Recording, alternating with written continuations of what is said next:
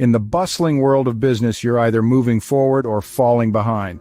Welcome to For Action Takers Only, the podcast and Facebook group where dreams become reality. We're here to fuel your ambition, sharpen your skills, and inspire your entrepreneurial spirit. Dive into the sea of opportunities with our insightful discussions, expert advice, and powerful success stories. From investment strategies to business building tips, we've got it all. Are you ready to take your first step towards your dream life? Join us on this exciting journey, unleash your potential, and watch as your dreams transform into your reality. Remember, inaction is the enemy of progress. So get on the action train with For Action Takers Only. Because the time to act is now and the place to start is here. For those who dare to dream and have the courage to act, the world is their oyster. For Action Takers Only, where dreams meet action. Tune in, take action, and transform your life. Your future self will thank you. And welcome to For Action Takers Only. Today I got on George Paredes. He was my very second interview besides my battle buddy when we started this. And I'm getting him on again. We're going to see how he has grown. He's going to probably point out where I have not grown. And we're going to have some fun talking with George. So let's bring him on in and not waste any more time. What's going on, George? Nothing much, my man. Todd, honored for you to be on here again and see how much change you've come from the first time we interviewed, and obviously off camera, how much you've grown as well. So don't cut yourself so short. You've done Right. a lot, my man. No, I know we're all growing here, so it's all good. So hey, and since we're all growing, you got something big happening, and I want you to tell everybody about it. What you got going on? Yeah, Todd. Well, thank you for, like I said, allowing me on here to share this. I'm honored to be part of a group. I've been part of the last couple months with an individual named by Ricardo Rosales. He's been through it. He's been in a real estate investor for so many years, but been hanging around with him for a while and learning about the different streams of income. Obviously, wholesaling is one avenue, but is eventually learning to use these other avenues to create multiple streams. So this event is coming next month, May 17th to the 18th here in Houston. I can share the link later on, but yeah, it's just an event to bring real estate investing personnel and different people in that aspect into one room, and just being honored to, not sure how long I'll speak and what I'm going to speak about. I think mainly networking and knowing that strength of what comes behind it, but mainly speaking on that note, Todd, and amongst others, amongst my peers, talking about different scenarios they got going on in their business and how they can help the community. And so yeah, it's gonna be nerve-wracking, but at the end of the day, it's learning how to face those fears and seeing the outcome of it once you conquer those. Right. So you're gonna get up on a stage and all that, or what? Yeah, I'm gonna try to emulate those times I used to see The Rock in wrestling come out and just put on that face, put on that, hey, let's do this. What am I here for? What is my purpose? Right. No, Ain't that's nothing good but a stuff. thing. You'll do fine, man. So Thank you, thank you. that's awesome. I'm gonna hopefully I can make it. Yeah, Hopefully I yeah, can make yeah. it. I Is it believe on a weekend? I believe it should be on Friday and Saturday. I gotta double check what days actually are, the 17th and 18th. But yeah, it's gonna 2-day event. It's gonna be similar to the first one I went to, and I believe the general admission is $100. So Okay. not too bad. You never know who you meet. Obviously, you can learn that, Todd, is on Right. who you meet and what that one person can change everything within your business, or just give you that one tip sitting Absolutely. around, and then you get to see me with my funny socks and be in front of that crowd and see who I can touch in a certain way.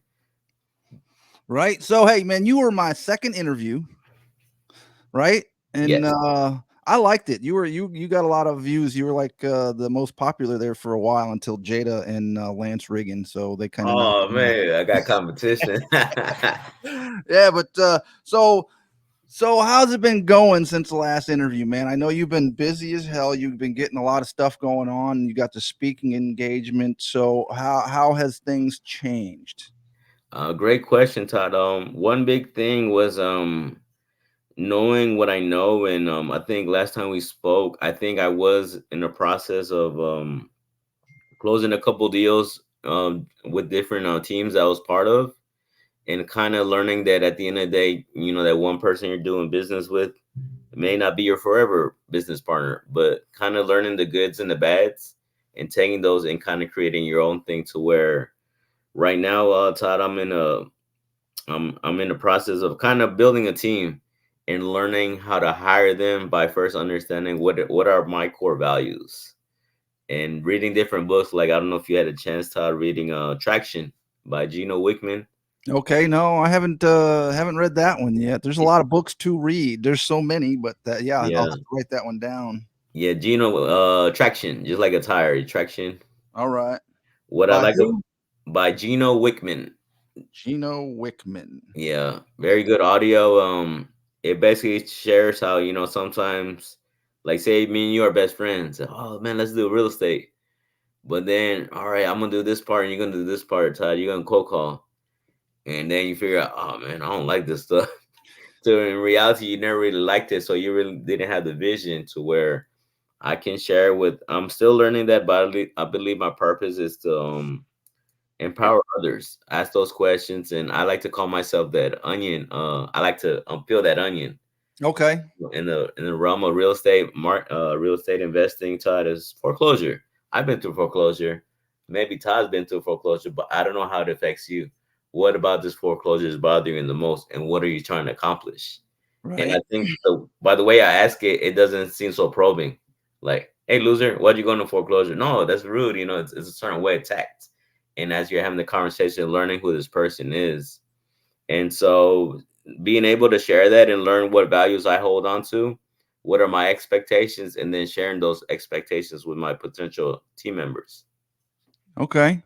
And so, yeah, mainly doing that, and I guess like learning that there's gonna be a lot of turnover, but it's realizing why did this person not work out, and is are they open enough to tell me, hey, is there something that I did wrong, or it's just you don't really like cold calling, because I know not everybody likes cold calling, Todd, and so it's sharing that with that analogy of you're being the CEO of your own company. At the end of the day, you like to take I'll say the proper word, a poop on a clean Mm-hmm. toilet, but if you don't have nobody clean that toilet, you gotta take off that business coat and start scrubbing until you can either afford that person or train that person that's willing to help you with that task. And so I Right. believe that's the same way I'm looking at it as a team member. Everybody should be equals. If you're good at this, you're good at this, man. You like getting cursed out by sellers, man. I love it. Why? Because I just know it's hidden anger. I'm trying to figure out why are they so angry. And so it takes a certain set of skills, and also I think it takes repetition to Mm-hmm. understand that and have that get the emotions out of it and get the ego out of the way in a certain way. But just gotta love it. Right. So you participated, joined in on Jeff Smith's program that he was doing, right? Yes. What was the title of that program? Um I'm not Not sure. closer class. I actually All don't right. know Yeah. it. How was it? Did you finish it? Yeah, I did. I got awarded it through, like I said, networking. Yeah. Being at a Scott Horns event towards the end of last year. Yeah, the New And he Year's was celebration, I think it was. Yeah, This he is a was just Christmas giving a party of the raffle, and I ended yeah. up winning it. And he's like, "Yes, George got it." Because Jeff kept messing with me. Like, I think George is gonna help me because by him getting this free course, he's gonna help me promote it, which I did. And that's Mhm. something I think I'm good at on the side, trying to market myself with the limited resources I do have. Right. But to answer your question, the biggest takeaway was realizing how many people are quote unquote scared to make even the initial call and then to make the closing call, and it's a process, and it's learning, just like we're talking about your son about to learn how to play the saxophone. It comes with practice, it comes with patience, and it's understanding, it's steps you have to follow to opening up. Hi, my name is George. Setting those expectations. This is the purpose of the call. I'm trying to get XYZ. And by the end of the call, if I get this, I will do this and give you a follow up call. And you're instructing them the whole way. Then it comes down to the closing call. Hey, Todd, I got my numbers. This is what we're going to go by. We're going to go over every little thing and to make sure that you're ready. So at the end of the call, I want to get either a yes or a no. And we're going to open up an email and get this contract signed. All right. And So you learned a lot. I have seen you grow a lot, and I've seen a lot happen in the last 9 months with you since our last interview. In our last interview, we actually had a topic, and I brought up the old questions. So I got the questions from our first one right here. The Woo-hoo. topic was, well, hey George, what was your 5-year goals and what am I doing to make it happen? Do you remember that? I don't remember the answers to that, but I Uh-huh. do remember asking that. Right. Yes. So I was going to ask you a few of those questions again. So maybe some people, the listeners, they can go back Mm. and listen to your first interview and then compare it to your second interview. But Oh, great. and I might do it too. You never know. You So never know. all Nice, right, nice. can you? Hey, what are all right? So what are your current 5-year goals, and why are they important to you? Okay, well, actually, from the same book, Traction, Gino Wickman, Mm-hmm. there's an exercise that you practice. It's called setting up a 10-year goal. Where do I Okay. want to be in 10 years? All right. So So, see, so there's like, progress right there. yeah, it's just progress. So not 5, 10. And Right. what you do, you write those down. Like, what do I gotta do? It's like, okay, then bringing it down to the 3-year goal. And what you do, you grab that number and you just get 30% of that number. So now you have your 3-year goal, and then you just grab 10%, and then you have your 1-year goal. To where you, if you think about it, Todd, what I would want to do is basically, it may be the same answer, I'm not sure. Close 2 to 3 deals a month consistently. Build a team around me. Build those SOPs, standard of operations, for every role that I need within my team, and to eventually be outside of it. Because even though I'm still learning to be a closer, like the Jeff Smiths and the Christian Hernandezes of the world, Right. is learning that I don't need to be there all the time, but it's setting up the skills, setting up the processes for that person to crush it, and hopefully creating an assembly line of VAs, of lead managers, of closers, and having those underwriters, transition coordinators, and one more role, oh, dispo, all in one. And Okay. All right. So would you say it's pretty important to get out of the mindset of I got to do all this myself? true, true. No, Yeah. know a little bit of it, but I'm not sure if the same book, Todd, learning as a leader, you just got to come up with the 80%, and your team's gonna do the 20. Okay. Kind of like sometimes when you're dealing with the opposite sex, you Mm-hmm. know, you're doing good, you're doing good, and you figure out, man, what's going on? Maybe the way I'm coming at this woman is the wrong way. Maybe I need to bring my teammate that is happens to be a female. Maybe she can get it done, and learning that, being able to give that power to somebody else. And I think that's the takeaway. All So right. that being able to empower your team members and let them grow, not keep them, oh, you're just going to be cold calling. No, I want you to eventually close these deals like me. I don't want to always be the closer. Right. I want to hit a little more on the history of how you got into this. How long you been in sub two now? It's up to a little over a year now. A little over a year. Thought it's been longer than that because I'm coming up on a year, so I think you've been like 2 years. I think I just got a couple months of you, because I believe September of last year was my first year. Yeah. So Yeah, yeah, I you get have a close to few two. months. So you're close 2 years because May, actually next month, the end of next month, I'll have 1 year is when I started sub two. Whoop whoop. Woo-hoo. Nice, nice. Right. So, in that year, what did you do before you joined sub two? Before sub two, I was part of another mentorship and going through the struggles and trials and tribulations of, man, I got my money. I'm gonna pay for a VA. They know everything. Dude, this is a networking. Ha ha ha. Never getting no deals. Like, what's going on here? Yeah. And fail to understand, no, the VA only knows so much, and they're dependent on you because they're your employee. You're the boss.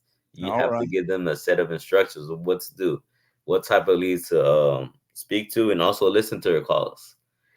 Give them guidance. Hey, when you call this person, you're sounding very scared. Man, you can't be scared of these people. Number one, you're in the Philippines. Mm-hmm. Number two, they're not gonna come. They're gonna spend money on to go find you. But at the end of the day, just learn to instill that confidence in them. And at the end of the day, it's not falling in love with these leads. It's every individual is like the 80% of people we talk to don't want to work with us. Is Okay. getting to those 20 that actually have a problem that needs to be solved, and they're willing to give a discount on their property because they need to get out of that situation or achieve that goal they're trying to get to. Okay. So let me ask you this: since you've been in now 2 years, I'm not going to ask you how many deals you've done, but how are you finding? How are you coming across leads and getting into deals? Right now, I'm mainly concentrating on foreclosures, Todd, and always going back to networking. Because of my networking, I've met certain people that may lack the skills or don't want to do the cold calling. And Mm-hmm. so we figure out how we can work together. For example, one guy, his name's Jeff Liu. He works at the county, Harris County office. I believe he works in the water department. Okay. So what he does, he gathers that data from the foreclosures. He sends them to me in a nice little pretty file. Then I go and skip trace it. I throw it in my system, and I text them and I call him. And I have had some door knockers, because I'm pretty sure you know, Todd, from meeting different people, the best way to get the foreclosure is just knocking on their door, being in front of them so they know who you are. Hey, I'm just your mom and pops real estate investor, just trying to help you out. Right. So you're getting deals that way. The networking. I know you've been real hard in the networking, and that is a big thing. So, how have you grown your network this past year? Big. I would say real big, Todd, to where I may not see it in the monetary value, but I do see it in the impact that I'm making when I like my one of my partners, Ricardo Luna in sub two. He's in San Antonio. Mm-hmm. I encourage him. Hey, bro, you got to go out there. You got to go to these meetups. You know, you got to meet the Chris Coltons, the Edith Medinas, to Mm-hmm. where you can feel the impact when he does finally go out there. Like, hey man, who you working with? Oh, I'm working with George. Oh man, you know George. And like, I was like, wow, you know what kind of impact we have. And as far as networking and joining different groups, like the big dogs is a community where they do the traditional 70% of ARV Mm-hmm. and just do cash deals. So when they run into a creative, a situation where it could be solved by creative financing, because I guess I have this appearance of being friendly, I have people reach out to me. Hey George, I have this situation. And so on those situations, Todd, I love to slow down what I'm doing, because this could be an opportunity. If anything, it could be an opportunity for me to teach what I've been learning so far. And at the same time, it retains in my brain. So now I come off more of an expert and knowing like this can work out, but taking it step by step. And so that's the value, Todd. And I think Jesse Stanton said the same thing. Was that half of a watermelon is better than no watermelon at all, or half of one is better than zero. So it's Right. networking and you bringing so much, and then me bringing the other half. And in case we got to bring a third person, hey, everybody wins. It may be a small chunk, but you probably spend that money learning in that situation to where next time you will become the expert. All right. So tell me about a day in the life of George Paredes. What do you do? Do you have a daily schedule? How do you handle your days now? I do, I do. I'll be honest with you, Todd. I like to be as what do you call it? Transparent? Transparent as possible. My day starts around 6. I want to work out, do minimal like push-ups and sit-ups, those calisthenic kind of workouts before. I like to pray in the morning. I like to read a couple chapters of the book I'm reading at the moment. And then I also have a calendar that has like daily scriptures. So I kind of Okay. read it and kind of think about it and relate to what's going on in my life. And then around 7, I try to watch something educational like Pace Morby or maybe another person I'm following. In 8 o'clock, I just start hitting the phone lines, just obviously concentrating on the hot leads if there are any. Then cleaning up the inbox of text messages that may have come in overnight, and just doing that. And then obviously being sometimes I do get what called distracted with somebody. Hey George, I got a deal or I need help. I'm like, what's going on? And Right. then seeing if it's worth it. And so basically that's my day, and I try to break about an hour or so a lunch, which I've been guilty of not doing lately, taking that break from the computer and watching something silly with my wife or something like that, and spend some time with her since we were both at home, and try to cut it off around 6, get ready for the next day, and 8 o'clock go to sleep, and have that little pillow talk with the wifey and just knock out and do it all over again the next day. All right. So you pretty much got a good daily schedule and routine going. Correct. You find it's important to keep you on track? It is taught in the sense of time blocking, to where you're not like, oh, what am I doing? Oh no, I need to be doing this at this time, this at this time. So I do have it in my account in my phone, to where it's like a reminder, to where obviously if you can't keep to what you're doing there, then obviously try to keep that. What am I doing between 8 and 12? I should be cold calling. I should be comping. I should be doing something. to get better at what I'm doing. And then obviously when I was part of Jeff's course, knowing that 7 to 8 or 7 to 8:30, give that time, free up that time so I can listen, I can take in the golden nuggets that he gives off Mm-hmm. and share that, also share that with my team. And I guess I'm trying to get better at structuring those meetings and role playing. Because even though I am good at a certain extent, I still got to get better. And the Right. only way is to role play or go over calls. Keep doing Uh, it. for for example, I had a call yesterday. I tried to close, I couldn't close it, so I had Andrew join the call, and I was able to record it, and I shared it with my team. And they're like, "Oh man, that's badass." You Oh know, yeah. we got so many nuggets out of there, and we take notes, and we try to imitate that for our next call. All right. Well, you're kind of leading into my next question. KPIs. When did you get in to start doing them? Why did you find them important? Good question. I just got into it maybe actually like a month ago because again through networking. Oh, Oh, sorry, that my killer let dog. the dogs out. Let the dogs because another investor saw what I was doing, and she had a VA, and she like, George, I have a VA. I'm not really doing anything with her. You think you can use her?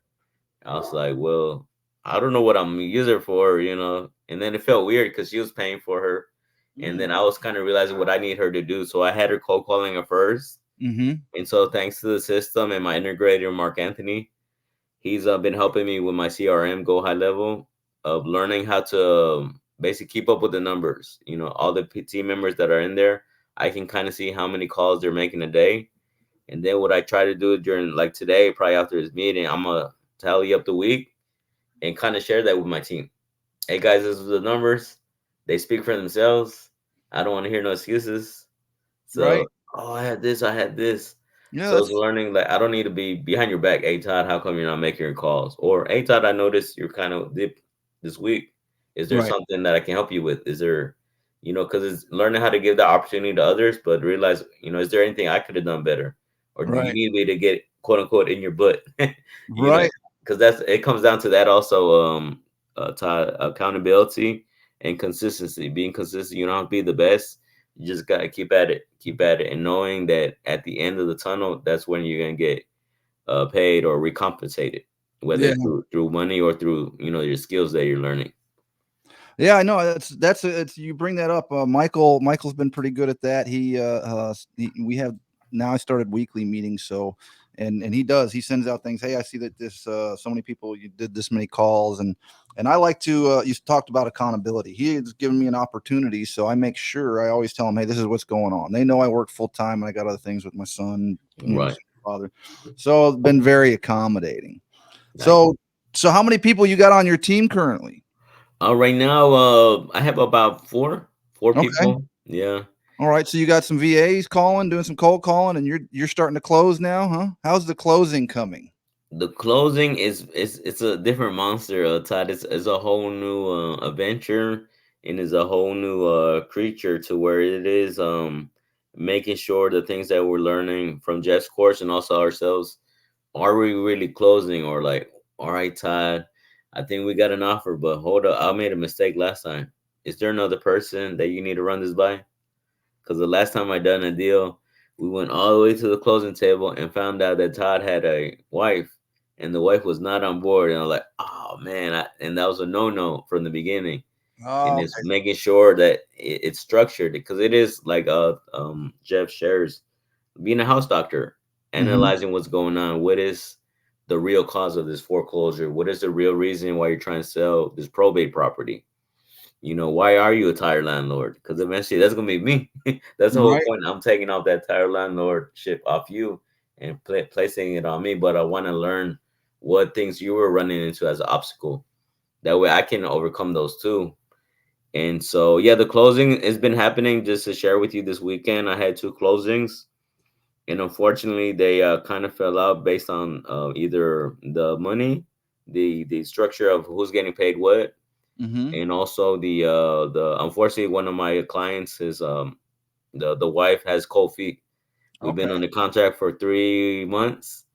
Finally teamed up with Joseph Mudd to get the deal disposed, mm, and had a buyer ready. Hey, I'll go in there, and she owes money, let me go inside her mortgage thing, Let me pay it off. I want this property. And all of a sudden, nah, George, I don't think I want to do it anymore. I'm like, oh man, what can I say? And that's when I brought in the big guns, Andrew Aguare, to see if we can do it. But at the end of the day, I think she's just, I don't want to judge her, but the emotions took over, because during the moment she didn't want nothing to do with her husband, but now that he actually left the state, now she's thinking about staying there and doesn't really have a plan. To where Andrew kept emphasizing, all right, my job here is not to convince you of anything, but we have ran into situations like this where you see the situation working, but you realize you don't have the money to keep up with this property. And so down the line, you're going to give us a call, and it's going to be too late because that same person that wants to buy this right now may not be here down the line. Right. So it is what it is. Hey, you go your way, we'll go our way, but no problem. But understand that we are in a legally binding contract. So that's a boom. All right, George, you need to file a memorandum. I was like, oh crap, what's a memorandum? So now I'm gonna be able to share that experience and share it with my team and anybody else willing to listen when I do it. I think I got to do it on Monday. What is a memorandum? Memorandums basically because Todd, the way we do business is when we're finding a problem, finding a solution. When we wholesale it, we're holding an equitable interest in that Mhm. property, and we're looking for somebody like a Mike Hayes or a Prakash to buy this from us.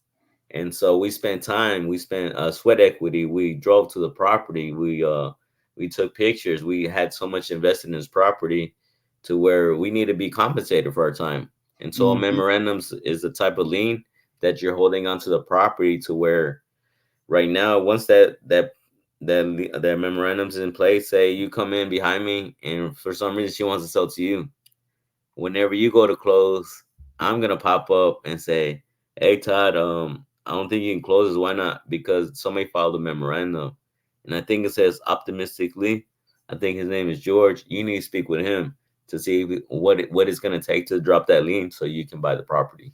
Oh wow.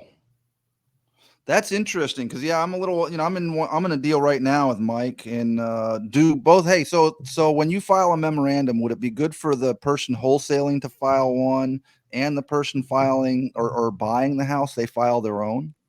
That's a good question. I think it's just the wholesaler themselves, since at that moment the buyer's gonna back out. The buyer's gonna take out his EMD because now he has a reason for it because the seller didn't fulfill their part of the bargain.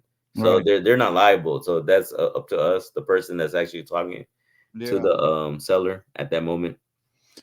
Yeah, because I want to know with this first deal, man. I've had to put a lot. The guy is a hermit, a recluse, so he doesn't answer his phone. Got to go get in his face all the time. So, Wow. he's got things going on. He just has things going on, and it's been a rough situation for him. So hopefully we're getting him into a better situation. That's all I hope. I don't know. He doesn't really have a plan of where he's going yet, so I'm concerned about that. But I got some of his friends uh getting together. They're going to help him get Mhm. moved once we get closed and all that. So Well, first of all, congratulations on that milestone. I'm pretty sure, like I said, I seen you post it, and I've seen a lot of interaction. So I kind of go by that. Like whenever I don't understand how to underwrite creative deals, when I mhm. see a lot of traction or hey, send me DMs or send me details, I'm like, why does this deal? What makes this deal so good? And I kind of do my own homework, or I'm not afraid to ask that stupid question. Hey guys, can somebody explain why this is a good deal? And maybe Yeah. somebody may take the time and teach me. But on that sense, Ty, now like at the end of the day, those were one of the questions that could be asked. Hey, Mr. Seller, once we buy this property, what is Plan B? Do Mhm. you have somewhere to live, or what's going on? And maybe that was asked, and maybe it could have been coming down to lying, or at the end they not asking that question. The Yeah. same thing with the decision maker. Before we move on, is there anybody that needs to be present, like a real estate agent or a spouse or some kids? No, no, Right. I'm the man. Like, okay, you let me know. So let's go. Let's move forward. But So man, I wish you the best on that. I think you got it, man. It's just some of these deals, like you're learning, they don't go as smooth as we want them to go. yeah, it's a stressful situation at times, huh? Yes. It can be very stressful for some. So here's where mindset. I'm going to get to mindset with you too. I want to talk about Hmm. mindset, but I just had something come up while you brought up. what makes a deal? I had a big struggle with that. It's hard seeing what makes a deal out of a situation, and like what you're doing is very important. Go and studying that when you see other deals. What makes that a deal? I didn't realize that. I had a really hard time there, and I still am. I don't know what deals are. This is the first one I saw, but this one was kind of uh uh it was really good off the bat. So it was like, Yes. well, this is not a pass up opportunity. So I was like really hopped on it. But what makes a deal? How are you learning that? You just said you're studying one. Did Hmm. you have other people helping you in that area too, though, right? They point Hmm. you in the right direction. Right. Okay. What makes a deal, to answer that question, Todd? I would say obviously it's very broad, but it comes down. It's no motivation, no pain, no deal. I'm wasting my time. Right. I want, and I need are two different words. Yes. This is not Burger King. If you want it your way, go to Burger King. But I'm here to solve problems. And right now, Mr. Seller, it sounds like you don't have a problem to solve. Because I asked you the five main motivation questions, which I got mainly from Daryl Ellison. But I Okay. know everybody else kind of follows the same structure, where it's why are you selling? How long have you been thinking about selling? What is the biggest obstacles when trying to sell? What are you trying to do once you sell? What is your plan like? And I like to throw in little jokes. Are you trying to buy your wife some new boobies, or are you trying to get a cab implants?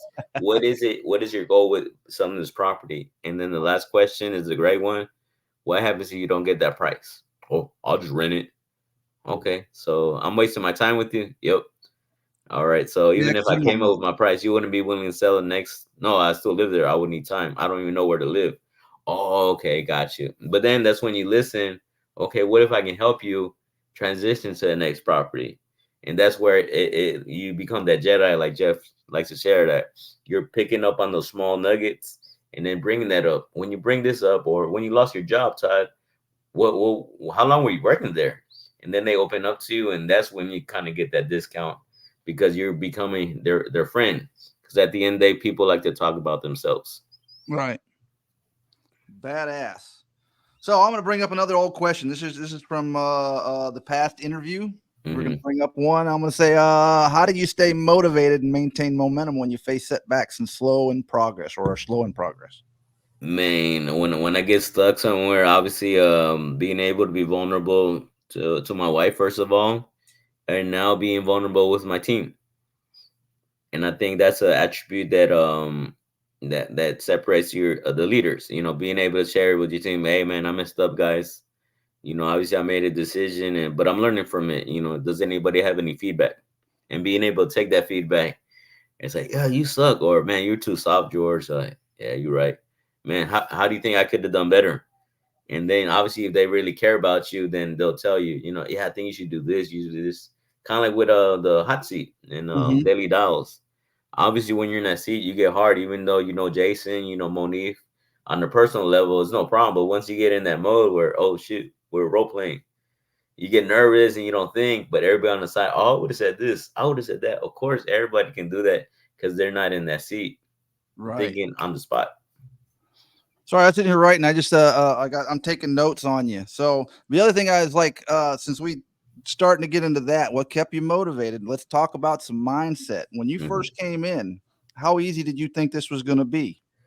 I thought it was gonna be pay your way up and pay the VA, pay the lead manager, pay people, and it wasn't that easy. It's No. like I don't know if this makes sense, but you're paying for everything on top, but it comes down to the core. You have to have the right core, just like yourself with mindset. It starts Hmm. from within. It You know, definitely does. Yeah. I can tell you, hey, Todd, you're this, you're that, and then eventually, like, man, who the hell's gonna tell me that? So Right. you have to motivate yourself to where it comes down. I think, if anything, Todd, to between motivation and discipline. Discipline is gonna get you through those days that you don't want to do it. You feel sick, oh crap, but I don't have nobody to make these calls for me. I gotta make them myself. I gotta push through because there is somebody on the other side of that line that may need my help. Right. So what pushes you to do that though? What do you do like when you see, okay, hey, I'm starting to get the, because we all get bombarded with the negativity. We all get bombarded with, hey, thoughts of, I'm not good enough. I'm not smart enough. Am I Mhm. doing the right thing? So what are your practices now as compared to when you say you first started in this? Um, just I would say, even though as corny as it sounds, just believe in myself, and obviously just like reading books, or when I meet other people and realize, crap, I thought I was going through problems. Other people are going through worse crap than I am, and realizing it's not really about me. It's about giving, and that's what, like, Pace shares, being a go giver and realizing, Todd, that if I have a problem, by seeing if you have a problem, I may be able to solve my problem through solving your problem. And if you don't mind me taking it on a religious level, it's like the smaller the problems you put in God's hands, it's like the smaller your problems become and the bigger your God becomes, because you realize. And that's why I like to align faith with Hmm. entrepreneurship, because you don't know what's gonna happen tomorrow. You don't know when that check's gonna come, and just like learn, oh man, I got a deal, but it's not a deal until you get that bad boy wired to you, or say, hey, Mr. Child, where am I gonna wire this check out to? That's when you won. Like, yes, but it's not finished until it's finished, and just like living your purpose. So what wakes me up is having that feeling like, oh man, how can I inspire somebody? Or like this morning, oh man, I'm gonna be on the podcast with Todd. I get to catch up with him, and just and I think that's finding your purpose is what should drive you, Todd, if anything. All right. So you have a number of things I see. You got, you started scheduling. You network a lot. You're involved with the Houston Power Hour, right? Are you getting more involved with Houston Power Hour? For some reason, it kind of slowed down because Yeah. one of our main sponsors, unfortunately, they fell out of the race, so it Hmm. kind of limited our every other week. Because if you think about it, there's only like 4 Saturdays in a month. Right. So two of them were usually patent, and the other two were fidelity, and then that they were interchanged. But yeah, unfortunately, fidelity fell out. I still speak with Chantel very very. She had a lot of knowledge up here, She and that's did. what I love Yes. about this. Like meeting other people that kind of quote unquote go real estate like geeks. Real Hmm. estate, like you're in like a family gathering, and everything was boring. Oh, what's going on in politics? Well, man, that's not boring. Oh man, I found this foreclosure. Oh man, they're talking about real estate. Let's talk about that, or mindset. I love that stuff. So I got to ask you, we have squad up going on right now. I couldn't afford to go. I couldn't make it get away Yeah, from. I didn't have me people. too. Yeah. So is that a bummer for you? It was, but Yeah. it's knowing, Todd, God has a funny way of closing certain doors and opening other ones. When it's our time, it's gonna be our time to shine.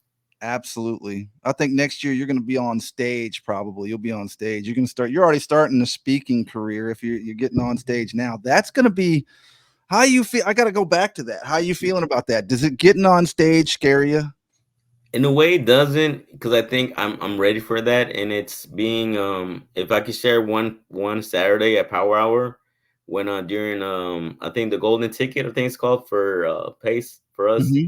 Yeah. all the main leaders were gone, and we're gone to Arizona. And so when I walked in, I'm over here drinking my monster. Oh man, let me catch up with the Taz, let me catch up with the Tans, just see how they're doing. Hey George, everybody's gone. Can you speak to the direct to seller group? And I'm like, okay, Oh. about 4 or 5, that's no problem. Man, that room was full of Todd, and I'm like, oh crap. And my heart started with the monster, the Oh shit! What did I get myself into? yeah, but it was cool because it just, sharing your journey, kind of like I'm sharing with you right now. And it becomes, if you think about your sales pitch, it's like, hey, this is me, this is where I come from. I learned a lot. I learned through failure, but I learned that I can't do this by myself. I need to make it less about me and more about others. And it is hard at times, especially when you're facing financial difficulties. But then it's going back to like, man, who's got me? And it's God got me. He's had me in the past. He's got me right now. He's gonna have me in my future, and he decides what doors close, what partners I should follow. And so, but that led me to kind of figure out like, wow, this public speaking. If you look it up, Todd, I believe it's one of the number one fear of people Mm-hmm. speaking in public. So what does that tell you? I can monetize off of this, because if the Mm-hmm. majority of people are scared to speak, and I can speak, eventually I'll be in the right rooms where the people are going to pay for me to speak. And so Yeah, right now, this event, if you think about, is $100. So you not think bad about at if all. somebody's willing to pay $100 to see you speak. And for myself, I don't know how long I'm gonna speak, probably like 15, 20 minutes, but it's 15, 20 minutes. I never spoke before. And to be able to share my story and touch just that one person is it, George, so this up too. Can you tell me more about it? I may have an opportunity. And Mm. boom, that $100 turns into who knows, 15 or 20,000 by So, simply helping. okay. So you don't know what you're going to speak on yet, huh? Well, Just right now I want to just speak on the networking and how I would say just how entrepreneurship it can be so difficult at times, but it's meant to be because if it was easy, everybody be doing it. right. Well, that's. I mean, I thought. Now, when I got into this, I knew I wasn't looking for a get rich quick because get rich quick I know doesn't work. So it's like I Yes. joined in this. I thought, okay, it's not going to be easy, but Pace does make it look easier than it is. He makes it look super simple, and I know I'm not as smooth as Pace, so I knew I was going to have a struggle. But man, what here when I started this now, this is why I keep talking, and I bring up mindset a lot with a lot of people. This is Hmm. because it's a struggle. This Right. is a real struggle when especially when you go for almost a year with no deal, and you're like, I thought I'd have a deal in 30 to 60 days. Hey, You know, same here, bro. yeah, at least to cover the costs of getting into this program and joining this Yeah. community. I'm like, oh man. So, all right. So, I want to know about what kind of business are you building right now? What are you focusing on? Are you focusing on wholesaling? You talked about foreclosures. So, Hmm. are you focusing mainly on wholesaling them, or are you fixing and flipping them, or are you you teamed up with any fixers and flippers, or what? What do you focus on? Todd, I like to tell people, hey, especially when I'm talking to the sellers, when I'm talking about, hey, right now, I'm not a fix and flipper. Whenever I bring a rehab, so it's a funny joke I have when I talk to these people, like, hey, Todd, how much you think it's gonna take to fix this? Well, if it was me, I put about 10, 15K. I'm like, all right, Todd, well, that's great here. But what about a pretty boy like me that doesn't pick up a hammer and has to pay somebody else to do it? Oh, it's gonna cost you about 25, 30. Okay, boom. Right. Yeah, yeah. So like make it fun, have fun, but also get that information from them. That's But a for right great way now, to do it. yeah. But for right now, I just assigning those deals and creating that consistency first. And then eventually I do wanna one of my yearly goals is to get one rental, whether it's through sub two, which I thought I had an opportunity not too long ago, but it's like so many other opportunities to where adding the right people to your team can can 10x that bad boy to where right now I am working with I don't know if you're familiar with Magic. Mm-mm. He's one of our sub two brothers here in Houston. He's also a unicorn agent. Okay. And what he was doing last year was working with Monif Saza, where he was they were reaching out to low equity deals on market. Okay. So basically, he was under his tutelage, under his mentorship, to where he would warm up the leads, Monique would close them, and then dispo them. So now Monique is back to that, and so that's what Magic is giving me the opportunity. He's actually, in a sense, feeding me the leads. Hey, Awesome. hey, George, these are the leads. Look, these are perfect scenarios because they owe this much in mortgage. They're this year, so their interest rate should be magnifique. All you have to do is open them up, say, "Hey, hi, my name is George. I'm looking at this property. We are buying these in a certain way. Not sure if you're open to that." And then boom, pitch it. We keep the mortgage in place. We pay you full commission. We pay the closing costs, and once we underwrite it, we'll figure out if we can get the seller anything. What do you think? Yes, no, yes, boom. Well, can I get the mortgage balance? And I'm gonna have my partner Magic give you a call. He's a licensed realtor. We've been doing this for years, and he can help you get over any objections you may have. Is that fine? Then boom, pass the torch to him. Go back to the first one, and then his goal would be if the deal's a deal, hand it over to Monif. He can dispo it, and it's done deal. All right. And so that's one of my markets also, Todd. But to answer your question, what I'm learning with also, I was able to meet Sam Singh, and he's just like a real guru when it comes to assembly lines. Mm-hmm. Because I don't know if you're gonna ask this later, but one of my if I could speak to somebody that's not here anymore, it'll probably be Henry Ford. Oh It's yeah. like you don't have to be the smartest person in the room. You just gotta hire the smartest people, Right. treat them right, and let them shine where they need to shine. And encourage them. Check them out. Give Todd a back rub. What's going Hmm. on, Todd? Need some help? Man, my son's struggling with the saxophone play. Well, I can pay somebody to teach him. Would you want to do that? That way you can get back to your calls. Right. Yeah. Oh, Yeah. wow. Okay. And you're probably gonna go harder for me because I'm helping you out. And I think that comes from making it about the people, not so much Right. I the love that situation. scenario that you just made it snap in my head. Hey, I'm helping this guy out in this way. Hey, I'm teaching, you got to hire people to help. And we do it in life naturally. Like you said, we hire people to help our kids learn instruments. We hire people to cut our grass. We hire, but then we get into this it seems like we get fixed on, okay, I can hire these small little things like that, do that, pay the small amounts, but we get into needing somebody to help, like, hey, I need someone to help build my financial life and build my real estate portfolio. We don't want to hire them. Yes. What's the deal with that? But your scenario it just made it kind of all snap. It's like, hey man, I hire people to do shit all the time. Right. So why do I have a problem with it now in my Exactly. business? Okay, so you just got me looking at something else. That's great.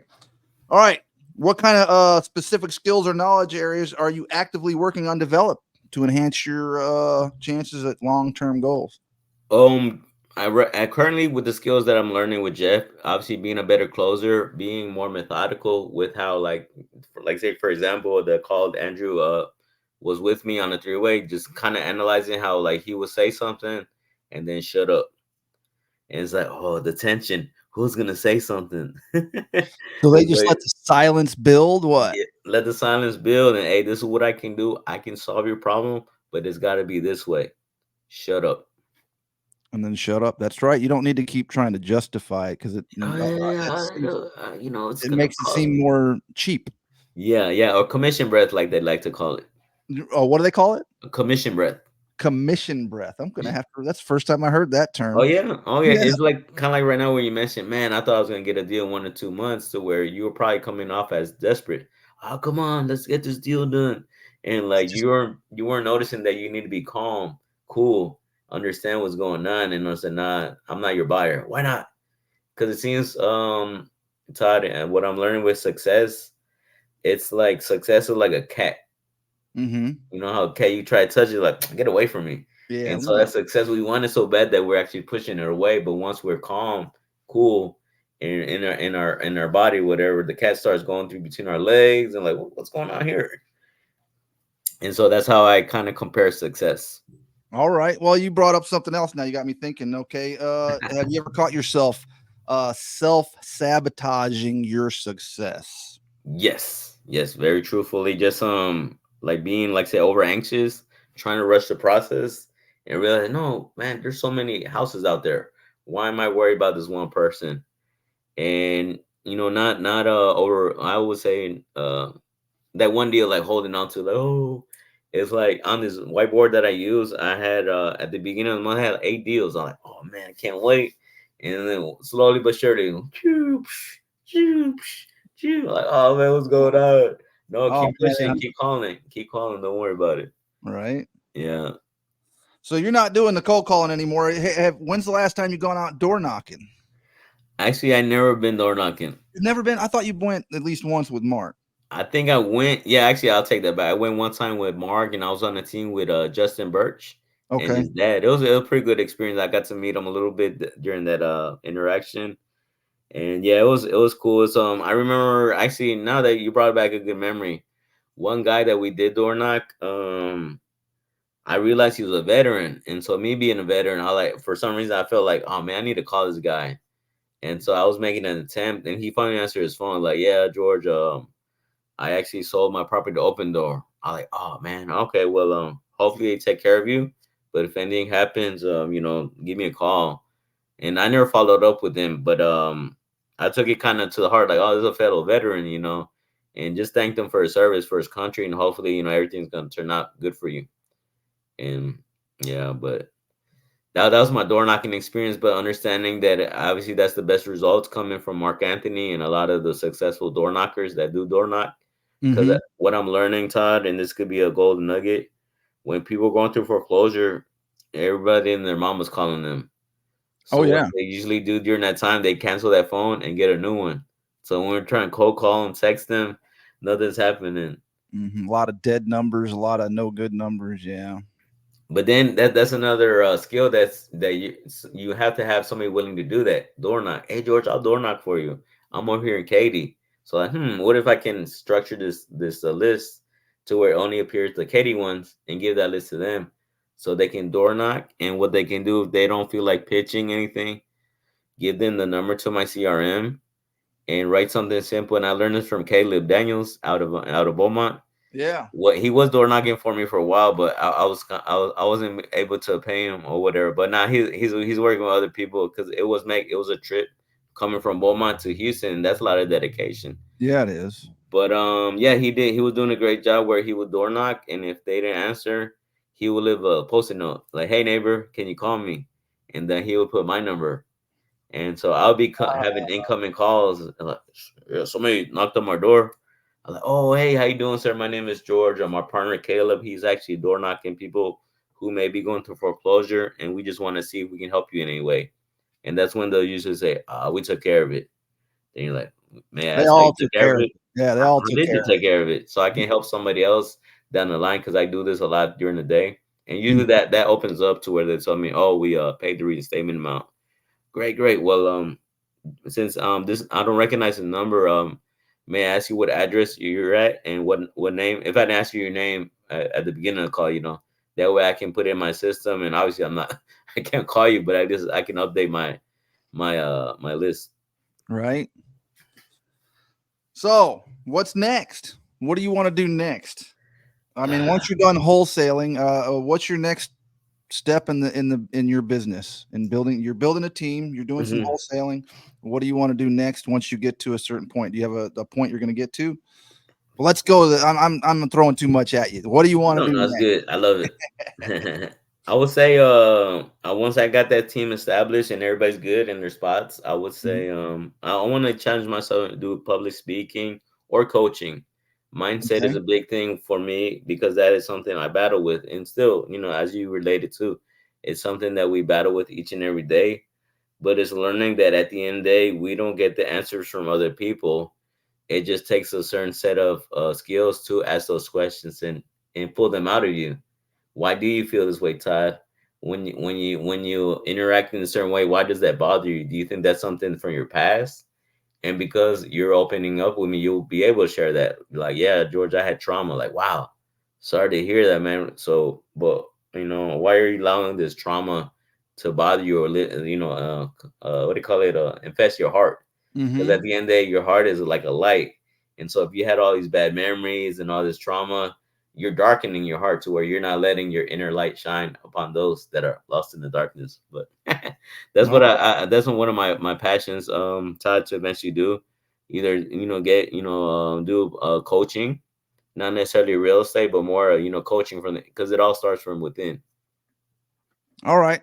I want to do a reflection though. How do you think you as a person has changed and your life has changed since you've joined Sub 2?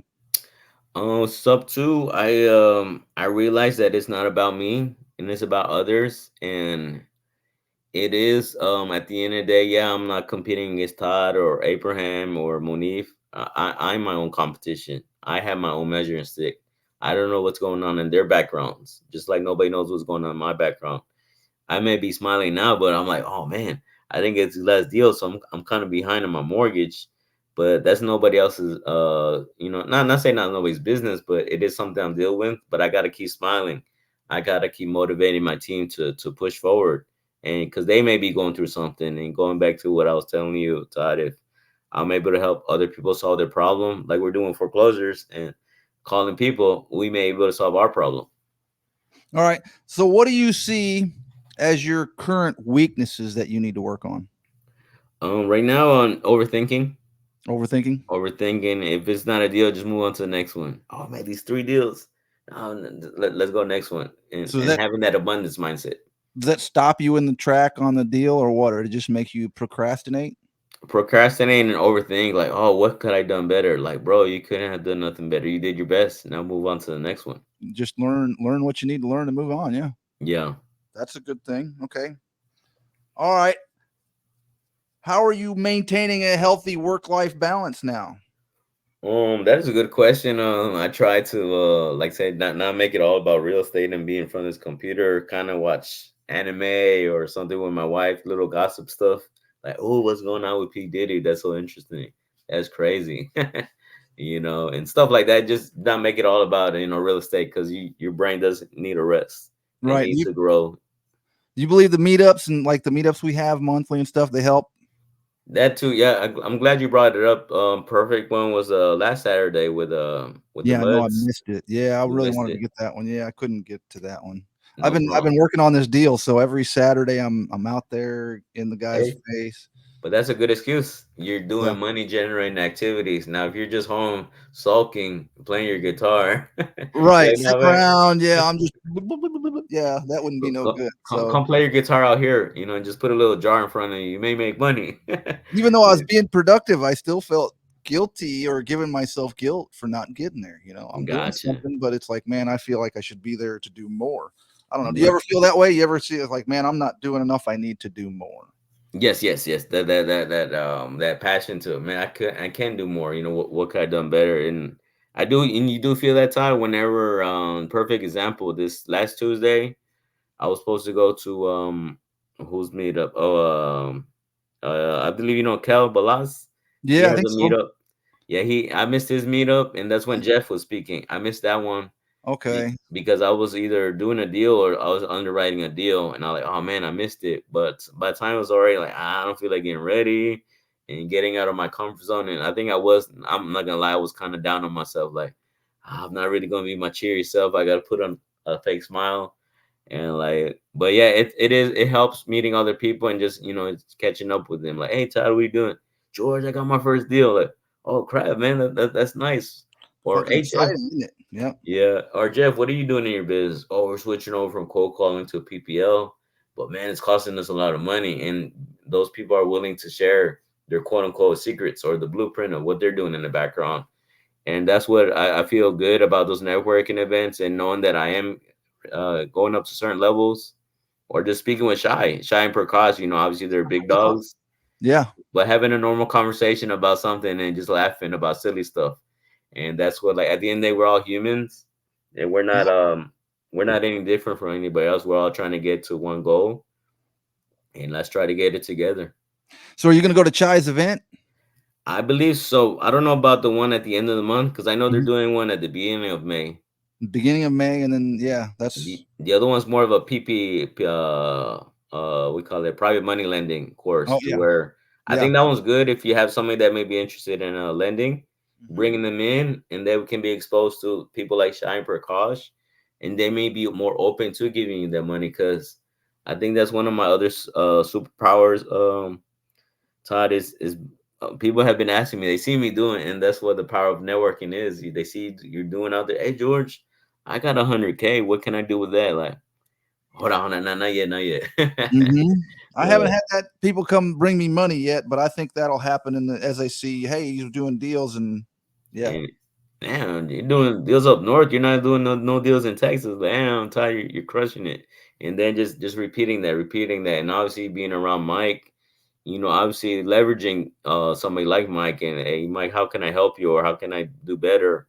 But obviously knowing that, obviously having that 9 to 5, because you have other responsibilities, so it's kind of hard to make that decision to make that leap into full time, which I've done, and it's scary, but at the same time it's so fulfilling. To wake up and what are you doing all day, Jordan? Man, I like to call it, I'm harassing people all day on the phone. Hey, how you doing? yeah. Y- They hang up on you. Hey, I'm sorry, Todd. Something happened to the phone line. Just seeing if you've been interested selling. Nope. Quit bothering me. All right, no problem. Do you want to buy any? Maybe. All right, cool. Let me put you on my buyers list. And just learning how to, squeeze that out, because you're paying for that lead. But obviously not threaten them or anything like that, because this is a nasty world out there, and all we try to do is just put a little smile on somebody's face. Right. So I got to ask you this. This just popped into mind. When you're doing the wholesaling and you're calling and you're closing, okay, how often are you giving the sub to solution or the creative finance solution? And how perceptive are these people you're pitching it to? Or do you think it's pretty people are taking it in or not? With creative, Todd, and I've been there, and I'm pretty sure you're asking this question because we make a mistake once we join sub two, we just throw away the cash. No, it comes down to figuring out the problem and knowing that goes back to the 80 and 90% of people that don't want to cash offer. They're gonna want a creative offer even less. It's got to be the right problem. So it goes back to understanding what is the problem that you're trying to solve, and if creative financing makes sense to them, but then being able to explain it when it comes down to that point. So yes, like I think Caroline says it, cash, cash, cash, turns Mm-hmm. last. Right. Eliminate those, why aren't you selling it on a market? Why aren't you renting it out yourself? Why aren't you putting the money in it yourself to fix it? Because at the end of the day, I'm going to come in as low as possible and try to get it at a discount. But it seems like from what you're telling me, you don't really have a problem. And I love those people that I talk to. They actually give that rebuttal to me. No, George, I'm not going through a financial situation. I can keep this if I want to. I'm just trying to see if I can get the most from you right now. Like, okay, well, you're not gonna get the most from me at the end of Right. the day. Or learn how to reverse that. Damn, Todd, would you buy this at that rate? And you're like, oh shit, no, I wouldn't. All right, So why let would me we buy it? Right. So let me ask you this: are you coming across a lot of low equity, no equity, and foreclosures? I mean, I know we've had a lot of people move into this state in the last few years after Mhm. COVID. Are you starting to see that more? Do you think? The foreclosure, I have seen them rise the numbers because they were going from like maybe 200 a month to this month coming up. I believe it's 500. Mm-hmm. To where obviously that's going to be a hard one, Todd, because at the end of the day, foreclosures is for one reason or other, they're behind on their mortgage, and then it's figuring out why. But then if it's May 7th and we're at April 27th, I have limited time to help you. And when I mean help, I don't mean keeping you in the house. I mean Right. finding a solution where if you can pay that reinstatement amount, you can do a loan modification or do the other ways that you're able to avoid it. Bankruptcy being one of them, but bankruptcy is not going to cure it. It's just going to prolong it. And Mm-hmm. being able to be open enough to explain those things to them. All right. So, can you share any strategies or techniques that you found helpful for managing your time effectively? Just being disciplined. I mean, I may have to go back to this, Todd, but going back to the old fashioned egg timer, the little Mm-hmm. thing, kind of being disciplined, and I got it. Maybe I gotta watch this video too. Keeping your distractions away from you. Like say, if Okay. I'm cold calling for 1 hour, I'm putting the phone in the cupboard. I'm keeping it away, and boom, I'm calling. I'm dedicated. All right. Yeah. We're over an hour already. I'm doing this thing where I'm asking all my for a little while. I'm going to ask all my guests a certain question, Got and it. see. I want to get everybody's different responses. See how they respond to this. So the question is, what do you think is more important, and where would you get the most gain with more positive thinking or with less negative thinking? More positive because in our mind, I read in a book recently, is our mind is full of 75% of negative thinking. So we have to use that 25 to overpower that 75. Well, that's a good. There you go. That's good. Now they say though it is with less negative thinking, and it's a guy named Lewis Howes. I saw him on YouTube. So Sweet. yeah, he had just said because exactly what you said. Our brains are filled with negativity. We got to learn to start shutting that off. We can't. So sometimes he says we can't tend to overpower the negative with, even though we try to bombard it with positive because there's so much negative already instilled. True. So we have to learn to change that mind. And here again, mindset. I should become a mindset coach because I see how important it is, and I I'll see start how from it's really within. affected me last year. I mean, I didn't believe it. I thought you just get in and go to work and everything's cool. cool. But man, I've noticed a whole lot in me. Yeah. Yeah. So I mean, in doing all this stuff, starting business, does it show you who you are?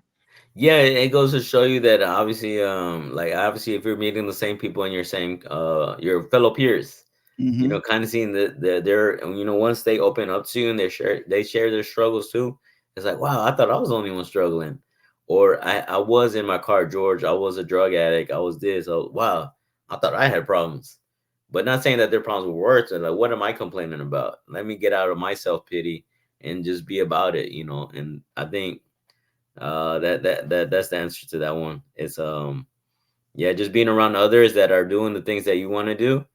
And obviously, I think it was a phrase like, if you're surrounded by 5 millionaires, you're Mm-hmm. gonna be the sixth millionaire.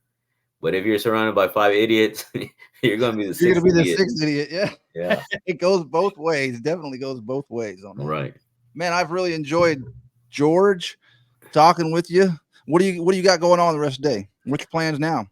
On Right now, Saturday, do you time block?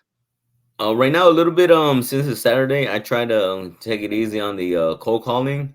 What I do, I just look at my hot leads, and I do have I have to follow up a call with an agent that I may have to, unfortunately, follow another memorandum based on the situation where the numbers don't make sense, where he's gonna have to come down on his commissions in order for us to take it over sub two, and my buyer can only make it work at those numbers, and to where he's kind of leaning towards the angle of short sales. Okay. And I don't know short sales, but being able to go over the pitch or the closing call, knowing that, hey, Mr. Agent, I understand these numbers are gonna work, but in order for us to solve your seller's problem, we have to have these numbers at this number, and it's gonna require you to go down on your commissions. But I see you're wanting to go the short sale route. I hope it works out for you, but I know it's a lengthy process. So hopefully your seller knows that there could be a possibility that he may not even qualify for it. And so now he's in the hole longer, and I may not be able to help you down the line, but I'm hoping that it works out. And I'm hoping that even though we don't make this deal happen, I'm hoping that we can work something down the line.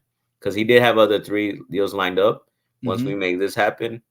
So hopefully he doesn't hold that against us. But at the end of the day, like we were talking about earlier, Todd, if it's there's one agent, there's many agents out there.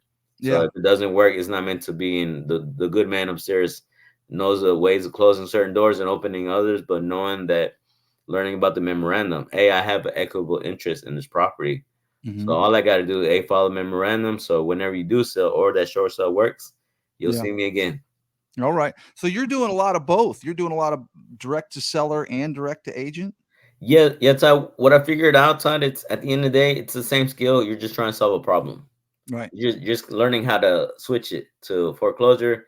Hey, Todd, how can I'm calling you in regards to this foreclosure. I was just seeing if I can help you in any way. Compared to just a regular direct seller, it's like, hey, Todd, I'm calling you in regards to your property. We're buying a couple rentals in the area, just seeing if you'd be interested in selling. Direct to agent, especially since I know the end story with the low equity. Hey, Mr. Agent, I'm calling you in regards to the property. We did our research. We know it has little to no equity, and this fits our business model, but not sure if you'd be open to the way we want to buy it. Okay. That's awesome. So man, it's been really good talking to you, George. We need to hang out again sometime. We need to start hanging out more. So Yes. we definitely need to start hanging out more. I always like having George on. So Yes. I appreciate you doing this again. And I don't know where to go from here. We're just gonna take it easy. Oh, hey, how can people find you? Mhm. Please let them know. And then you're gonna need to send me your links so I can post them in the description again. If you got any new links. Are you doing any podcasts or anything? Are you doing any Man, interviewing I've people? been I've been slipping on that one, and I think that goes back to your question. What I want to do more is do more podcasts, more around. And I don't think we ever did one, huh? We never did one for me. Me, No, me interviewing you. never. So Yeah, there you you never go. interviewed me. You owe me now. Are you two now?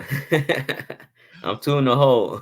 So we'll do it, man. You got a platform. You can post them in my group too and promote the hell out of it. I want y'all to Okay. promote. I tell everybody, hey, promote yourself in the group. I'm not Yeah, against you promoting yourself. So for real. we're Need all to have gonna a do cool like this. yours, the cool background, and like say you've upgraded that podcast game so much, and Yeah, I actually went to one of the people that are presenting there at where I'm talking next month, May 17th and 18th, Mm-hmm. is Miguel Guzman. I think you know him. Oh yeah, yeah. Yeah, I went to a workshop not too long ago here in the spring, and Uh-huh. I learned a lot about the different equipments. Because right now I told him I'll do it the cheap way.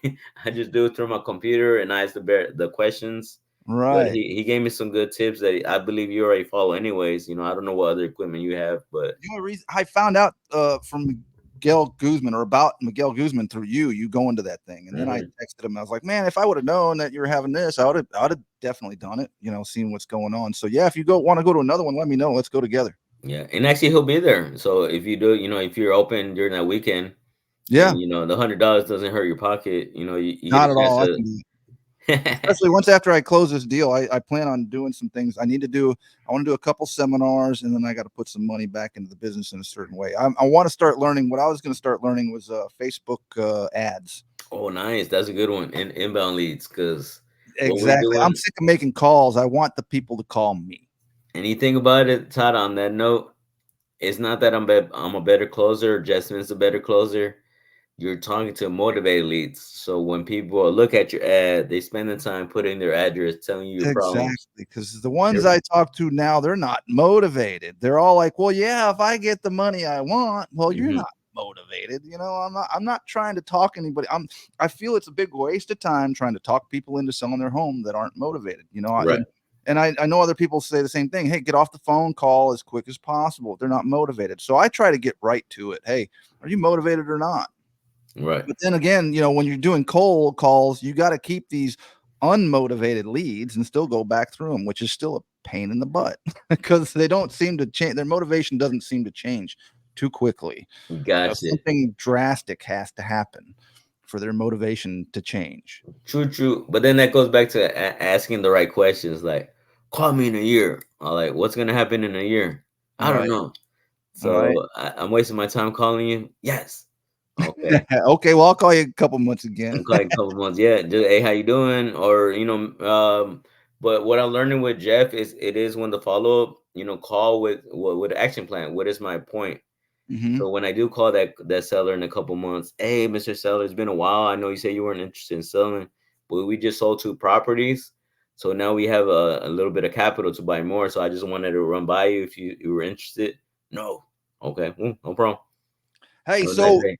you talk about CRM. I didn't even touch on this at all. You're talking about CRM. Have you had any experience with the AI stuff that's going into the CRMs and the AI calling or the AI texting? Not yet, not yet. I'm in the process of doing that because obviously, just like you, is kind of setting up the budget to where now we have a little bit of abundance of leads and a little bit of capital coming in. Mark Hmm. Anthony does have that working in the background, but I understand that when you're new, you want that fresh out the bat. But it's like you have to understand your system. So I'm realizing my CRM is kind of like that first car you get in high school. Hmm. It may be a hoop to everybody else, but that's your stallion. Your armor Well, hey, all I'm gonna laid be out. right. I'm gonna be looking for somebody. Someone has told me about that Air AI, and they're using it, and I'm like, so sooner or later, I want to get into that, and it could be. It's it seems pretty expensive, but they say it's worth it. So I Yeah. might look for. Hey, would you consider partnering up with someone doing something like that? Maybe yeah, because like I said, I'm learning like through Mark's guidance. I'm liking learning how the workflows work. Like when I put DTS on the tag, how automatically sends you a text. Hey Todd, I'm looking for a couple properties in this area. Just seeing if you're interested. And then you're also in a dialer, so not Okay. only am I texting you, I'm calling at the same time. To where, but going back to where you said it does suck, but learning that statistics it takes me about 15 times to call you from the same number for you to pick up and say, "What the hell do you want, George?" I'll like, "Oh, I'm seeing if you're interested in selling." Why? And then because they don't recognize the number, they don't recognize they're not gonna pick it up. But it is the follow up. But it is eventually getting upgrading to the inbound leads, to the direct mail, to the PPLs, to the PPCs. But and then having the right CRM, but understanding what the CRM does. So when you do get blocked because something in your text message is alerting the phone carrier, learning like what is the word that's blocking me? How can I change that? Or teaching that to your team. And it goes back to having either that VA or the admin that knows how to pause everything at the moment because you are wasting money if a crap load of text messages go out, but they're being blocked. but you're Mhm. still getting charged for those text messages. Okay. Yeah, it's real interesting stuff. We can go on. Lots of little things to where Oh man. So when you're people learning, say you're lowballing me, like, bro, you don't know what goes into that price. right? Well, I mean, I have noticed is most people are very the only polite way to say it is they're unrealistic about the price of their homes. Right. I mean, they all want to think it's going to be they're going to make a bunch of money on them, and when they go to sell it, and the reality is it's not there. They think Right. their house has gone up 10 times since they've been in it, and it's only gone up maybe 1 or 2 times. So Right. they're like really disappointed when you hit them with those low ball offers, and then they're still disappointed when you start getting into a little bit better Mhm. money with creative or anything. But it's like a lot of them expect a lot and they want a lot in their pocket. I see. Yeah, but I think it all goes back to that whatchamacallit, Todd, the follow up.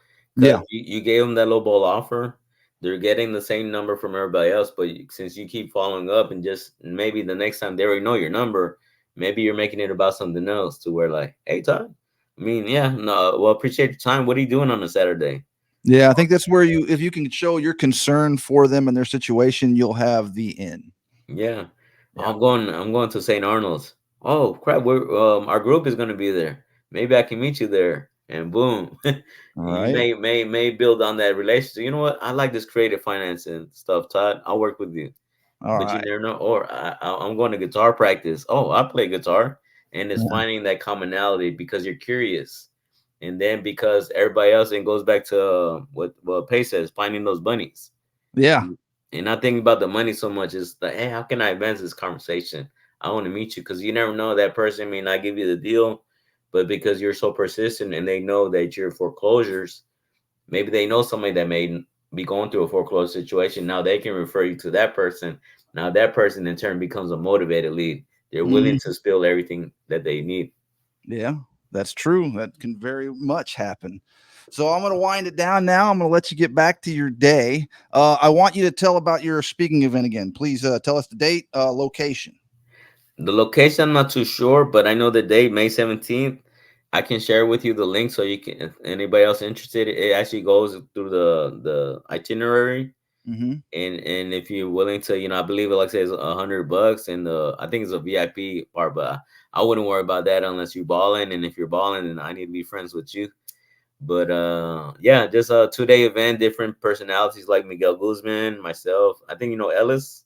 Yes, sir. Errol Ellis, Tan Dang, they're gonna be there. I think we're all gonna kind of speak, so that kind of helps me not be as nervous All since I'll right. be among my peers and we're kind of like learning. Like, man, we're on the same group.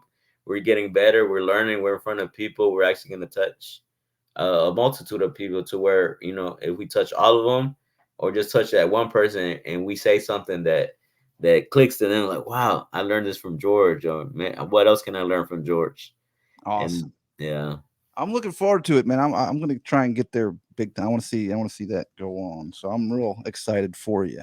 Thank you, And Todd. and do send me all your links. I need any links, anything you want to promote, put on, so we can put them in the description so people can find you.